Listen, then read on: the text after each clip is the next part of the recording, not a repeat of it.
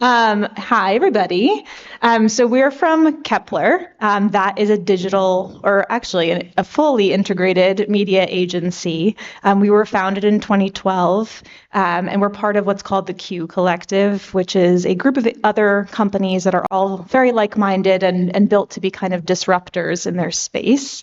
So today we're going to talk about the evolving B2B consumer. And that is not a typo. They are consumers at heart. They are no longer just customers. And this is particularly relevant for financial services, who are very often targeting a B2B consumer, but also because there's a lot of competition in this space these days. So I am Carolyn Emond. I'm a vice president of client solutions at Kepler. Here you go. And I'm Jourdan Gariepy. I lead Kepler's optimization and innovation department. And we've worked on a lot of our financial services clients throughout the year. And this is a topic really near and dear to our hearts because we're constantly talking about this with all of our clients and all of our vendors in the space. B2B is changing more in the past few years than it has in probably the entire time B2B has been around. So something that's probably come up throughout the past day and a half is that the financial services space is incredibly complex and very competitive. There are new brands seemingly coming onto the market on a daily basis, tons of startups, tons of new offerings, and they're all kind of shouting the same message and promoting the same solutions for brands. So brands really need to find innovative ways to recruit new members, but even more importantly is to retain their existing ones because people are becoming less and less brand loyal. So finding new ways to keep them enticed to stay with you is very much key. And at the end of the day, B2B marketers need to remember that their customers are consumers. They are used to seamless experiences in their personal life, which means they are wanting those same experiences in their professional life. I think gone are the days where we all kind of just check work at the door and then focus on our personal life when we get home, if only that were the case. So these people are still receptive to messaging, even when they're sitting on their couch having a glass of wine at the end of the day.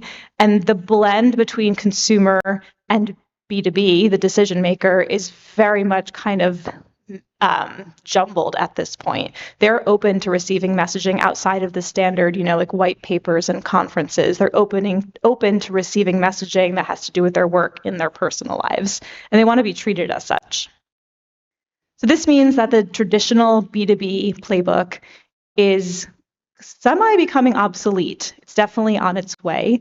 So brands really need to pivot in order to remain relevant. So we have a few things here. There are a few things you need to do in order to innovate and remain top of mind for your B2B consumer. First is the 95-5 rule. So that is, and I'm sure you've heard this stat, 95% of your customers are out of market at a given time. That doesn't mean you should just be going after the 5% who are in market. It means that you need to be priming these audiences so that when they are in market, your brand is top of mind. And this is kind of a different way to think about things for B2B marketers because it used to just be like you get your lead, you get them in the door, you toss them to your sales team. It's not the case anymore. A lot of the times they're going to choose a company based on them being a name they know and them being the safe choice. So you want to be sure that they know you, they have a connection with you so that when they are in market, they're going to think of you and you'll be top of mind. Second is consumer emotion. So as I mentioned, you want to get in early. More and more consumers and B2B decision makers are choosing brands that they have a connection with and that speaks to their emotions. So it's not just like who has the better price, but maybe it actually is like what is the brand that their friend works with, or what is the brand that a company that they know works with? Well, whose ads do they see? Well, who's sponsoring, I don't know, the US Open or the Super Bowl or something like that. So all of these more bigger brand moments are really infiltrating the B2B space these days because you need to be able to plant the seed and connect with the consumer. And as I mentioned before, it is about acquiring and retaining. A lot of the times, especially in financial services and B2B, there's a big focus on new customers. Maybe your KPI is a new customer. But that's great. You need that. You need to keep growing in the world and you need to keep bringing in new customers, but you also need to focus on your existing customers and ensuring you are bringing new opportunities and enhancing their experience with your offerings. And I think this is often a miss for financial services companies is they tend to focus mostly on acquiring and less so on retaining. And now more than ever, people are less loyal to brands. So they want to make sure that they have the brand that is, yes, they connect with it, but also it's easy, it's efficient for whatever price they're paying. And they want to make sure that you are continuing to think about them as a customer. And you need to do all of these things because there's obviously consumer behavior is changing, the space is changing in general, but it's not just about the fact that the consumers are changing. There's a whole new generation coming in as well. So that is a big part of why brands need to evolve. So I'm kind of talking about all the ways that the consumer is evolving, and then Jourdan's going to take it over in a few to talk about what you should do about it in the short term. So Gen Z is coming. They're in their 20s. They are having decision-making power, and they are going to be the next generation of B2B decision makers, or at least part of the buying committees at their companies that maybe ladder up into the CEO. And they are very different. So they are very tech savvy. They're socially conscious. And I remember when millennial used to be like the big thing that everyone was scared of, but this is like a very different group. They seek authentic experiences. They're willing to pay a premium for that. So they want to make sure that they have that connection with the brand. They have a lot of values that they expect brands to live up to, and that's looking at quality, service, immediacy, and personalization. They search for companies and read reviews within seconds online. That is second nature to them. Whereas I think the more traditional space in B2B, people would rely more on a recommendation from a colleague or going to a conference and seeing someone speak. Now, this generation is going onto Reddit and seeing what their colleagues are talking about, seeing what everyone's experience is via reviews on TikTok and things like that. So it's not just about the traditional B2B playbook anymore. We have to reach this new generation of buyers where they are.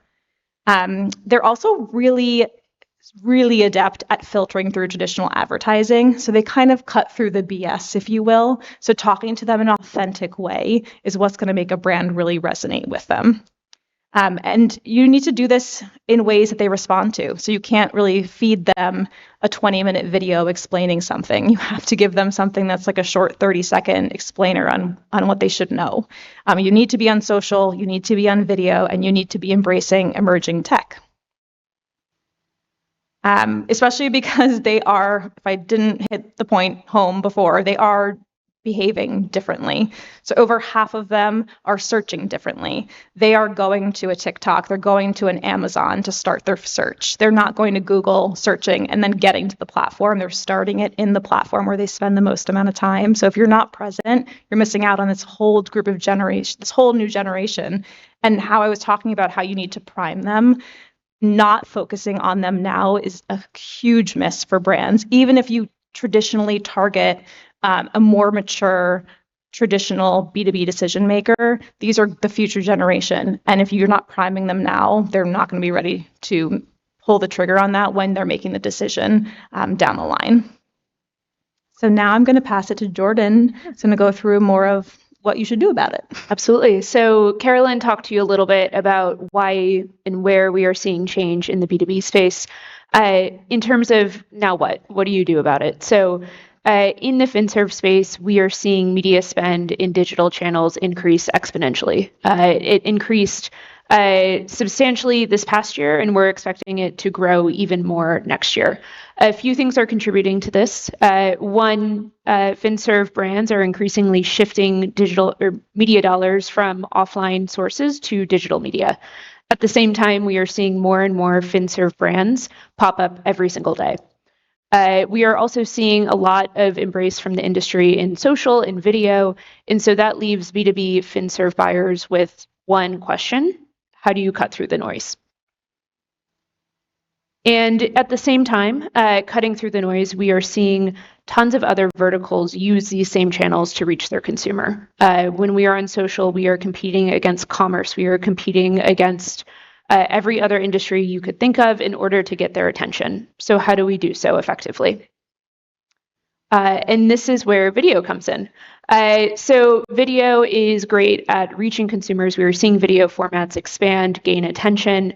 Now more than ever, video can be used for multi-format or multi-funnel as well. So upper funnel all the way down to acquisition.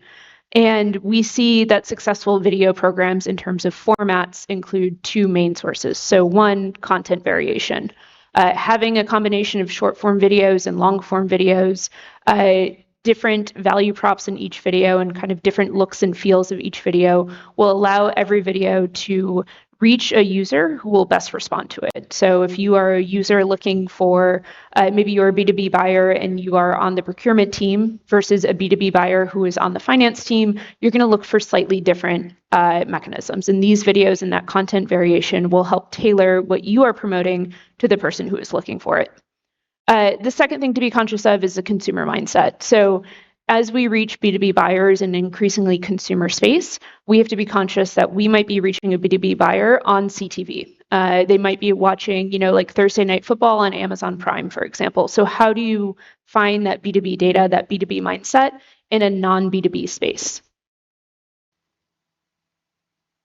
And when... I killed it with the animation. It's perfect. Clearly. we're saving the best for last. So I think in terms of these videos, the important part is when you are reaching users in that consumer space, to make sure that the value props are clear. And as the B2B buyer industry is changing, as it's getting younger, we're seeing three main trends on what these buyers are really looking for. The first one is insurance. This is really nothing new, but I think a term that we've heard and has really resonated with us is fear of messing up. Users do not want to, or B2B buyers do not want to advocate for a brand that could potentially cost them their job. They want the safe choice. They want the choice that will make everybody happy, that everybody will kind of understand immediately. So if you're a B2B buyer promoting your brand, this means that you have to reach everybody in the B2B cycle. You also have to reach them full funnel. They have to be comfortable with your brand from an awareness perspective and a capabilities perspective. So this funnel is increasing, it's becoming more complex, but it really is the primer, kind of going back to that 95-5 rule. 95% of it will be that initial awareness, but for every person in the buy cycle.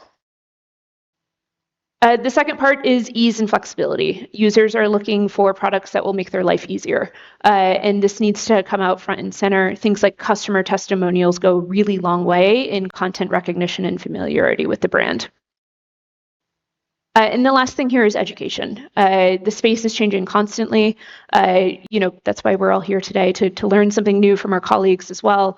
And I think having products that can educate the user on how best to use them, how to get the value out of them, what you are looking for down the road and what's coming next, but something that they can really rely on to help them with something that they are struggling with, especially in the B2B space where you have a lot of small business owners who are looking for, extra education and content opportunities. This is a great way to get that across.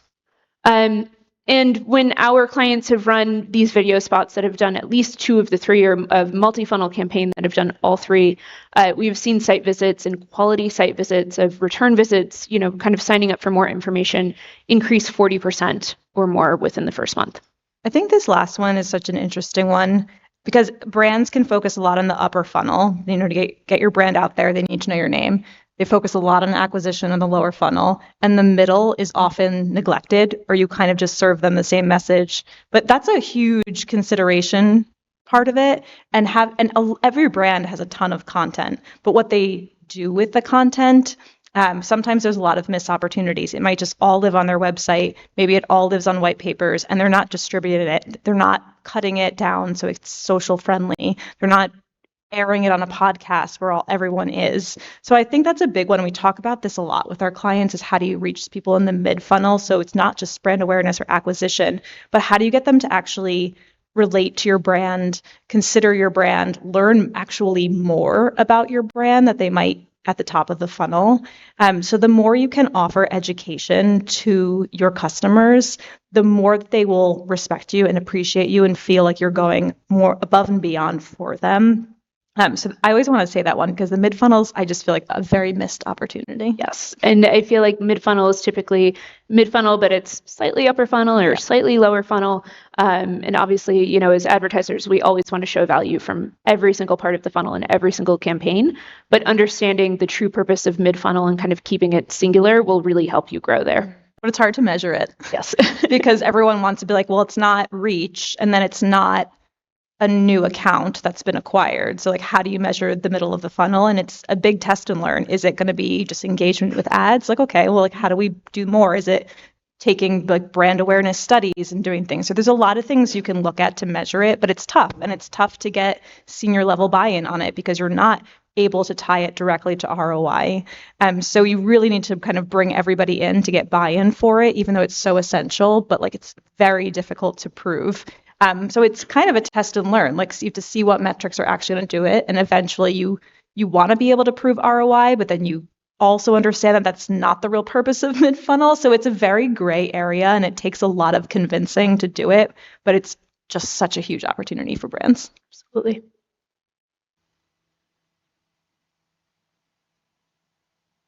So there we go.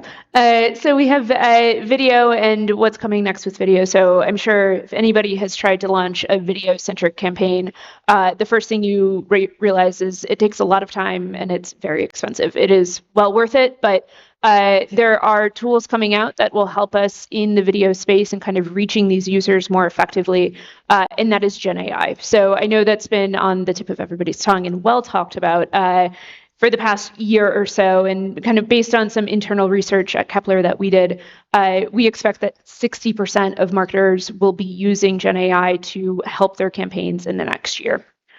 This does not mean you should use it without human intervention. Make sure that you are checking what's going out, making sure that you are comfortable with how your brand is being represented. But it can help get these videos out there, get that personalization out there in a faster, more cost-effective way. And so things that we think about here, guiding implementation and kind of writing first drafts. There's a lot of content. There's a lot of education in the B2B space. How do we make that extra tweak to make sure that what we are saying is improved and kind of resonates with a larger audience? The second is content generation. So making sure that variety of video is out there, that we can iterate on videos. Different users will be looking for different things, especially when it relates to their job and their job performance and something that they have to recommend. So generating more content will allow you to kind of reach all of those funnels in a different way. The last is insight generation. So not only in the B2B space do you have to think about the end user, how the user is responding, how creative did, but you also have to think about how that bundled up to a specific company and how that company is approaching your brand and is thinking about their decisions. So helping to sift through all of this data and kind of walk away with really core actionable insights, we can use Gen AI for that as well. So not only could it help the front end user experience, but it can help you as marketers better understand the B2B space.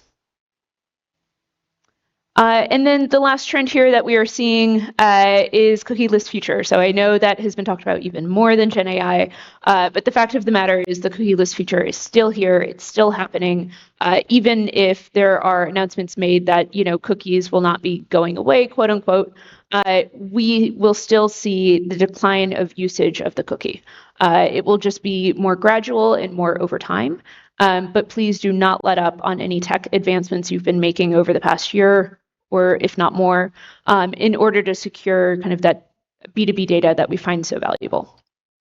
So many good partners here today who are doing that. So talk to all of them. Yes, because test and learn is literally the only way to figure it out, because we've even seen it on one client that something worked amazingly, and then on a different line of business within that client, it tanked. So it's really the only way. Yes. I think it has a lot to do with your business goals as well. Mm-hmm. So, and I think that's where the first party data aspect comes in as well. So if you are thinking about what platforms to launch, what to use, you might be upselling to your existing customer base or trying to find modeled audiences that look like your customer base. Those are two completely different use cases for first party data, but both can be valuable for your campaigns. And in addition to kind of those platform capabilities for that first party data targeting, we also want to advocate for data clean rooms. This will really help you understand your customer in a safe, compliant, privacy safe manner. And most of the major platforms have released data clean rooms and are improving on them. So think Meta, Amazon, Google, and that will help you kind of prepare for this post-cookie future. Last one here. So I think three key things to take away, how we think about evolving in the space. Speak to Gen Z. They have a very powerful voice. They are participating in these B2B buyer conversations, and they are looking to videos. They are looking to social. They are looking to be treated as a consumer. Be conscious of where the space is evolving in digital manners. It is still evolving in terms of privacy. It is evolving in terms of formats. It's evolving in terms of AI as well.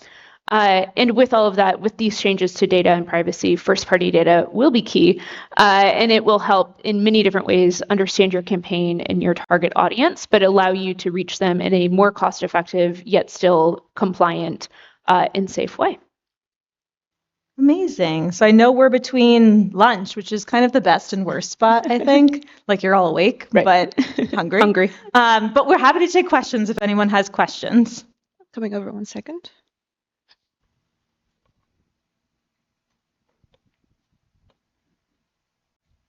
Thank you all so much. Really interesting presentation. So my name is Matt Garrison. I run a content agency, so I actually specialize in doing video and animation. And the data side of it is so intriguing, and a lot of the conversations that have been happening at this event about the variety of content that you need to be creating, short form, long form. We've seen those asks coming in ourselves at our agency. What I am curious about, and if y'all have data on, is the balance of kind of quick, messier AI generated videos, quick turn videos, UGC stuff to get out there versus like the more polished investment in building something a little bit nicer. Have y'all found a sweet balance between that? Because I think there's value, of course, in getting stuff out quickly, but then you also want to represent your brand in a polished way. I'm just curious if y'all found any nuances or data along those lines. I think it's a great question. And because I think we talk about content and kind of quick to market content a lot and gloss over what's happening in kind of that more premium creative space. I don't have like a numerical balance for you, but I think conceptually, I would think about it how we would think about multi-funnel marketing, right? We need a little bit of everything. And I think you have to have a really strong, polished, kind of starting brand video, brand content, really understand what you were trying to say with it before you can iterate on it. Otherwise, it will take many different paths, and you really need the kind of that starting point to be well polished and defined, I think, before going further. I think too, we hear this a lot from our FinServe clients is it's being scrappy and fast is kind of like impossible because you have compliance and legal and all the fun approvals. But what's interesting is when we see all of the competitors coming into this space that are more of the startup mentality, they are being fast and scrappy, and maybe they don't have a huge compliance team and it's easier for them to do that. But it's definitely frustrating to the larger brands because they can't react as quickly as they'd like to. So I think it also takes a lot of kind of conversations and almost restructuring and new processes for the large companies to have processes in place to be more nimble because it's so difficult for them to do that. But I agree with you, it's incredibly necessary because you need to have not just like a cut down 60-second TV spot that you're using everywhere. Come on. But it's done because that might just be what you have and that's what you spent your money on. But also looking for other partners who can help you make something like shorter and snappier, you've got to do that. Any more questions?